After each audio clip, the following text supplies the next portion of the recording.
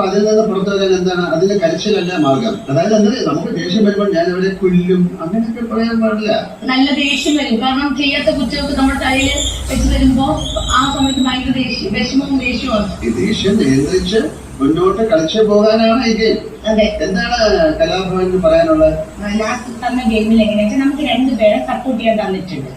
അപ്പൊ എനിക്ക് തന്നത് അക്ബറിനെയും മനുവിനെയാണ്. അപ്പൊ അവർ ആദ്യത്തെ പെർഫോമൻസ് ഗംഭീരമായിട്ട് ചെയ്തു. ഞങ്ങൾ അങ്ങോട്ട് പഠിപ്പിക്കുന്നു ഇങ്ങോട്ട് പഠിക്കുന്നു. അവർ ഭയങ്കര സ്പിരിറ്റിലാണ് ചെയ്തു.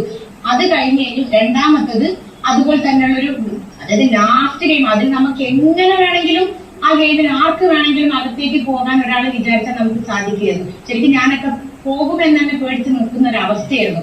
എനിക്കൊന്നും ഗെയിം പോലും പറഞ്ഞിട്ട് മനസ്സിലാകുന്നില്ല. പക്ഷെ അക്ബർ എന്റെ കൂടെ നിന്ന് അവരുടെ ചീത്ത ഇത്രത്തേക്ക് അങ്ങനെ പറഞ്ഞിങ്ങനെ പ്രാർത്ഥിച്ച് നിൽക്കുമ്പോ അനു എന്റെ അടുത്തേക്ക് വന്നില്ല. അപ്പൊ എനിക്കൊന്നും തോന്നിയില്ല. ഞാൻ ചിലപ്പോൾ ആ ഗെയിം നമുക്ക് മനസ്സിലാവാത്തോണ്ടായിരിക്കും എന്ന് ചോദിച്ചു. പക്ഷെ അത്ഭുതപ്പെടുത്തിയത് എന്താ വെച്ചാൽ അവിടെ നിന്ന് എല്ലാവരും എന്റെ അടുത്ത് പറഞ്ഞു വെച്ചാൽ ഒരിക്കൽ പോലും എന്നെ വന്നൊന്ന് ആശ്വസിപ്പിക്കുകയോ അതാക്കുകയോ ചെയ്യാണ്ട് അനീഷേട്ട അതെടുത്ത്, അനീഷേട്ട അത് ചെയ്യും, അനീഷേട്ട.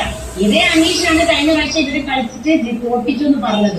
അന്ന് ഇവിടെ ഇരുന്ന് പറഞ്ഞു ഇരുട്ട് റൂമിൽ അനീഷ ഇങ്ങനെ പോകുന്ന കാണിച്ചു തരണം ഇവിടെ ഇരുന്ന് പറഞ്ഞത് എന്റെ അടുത്ത് ഞാൻ കേട്ടതാ.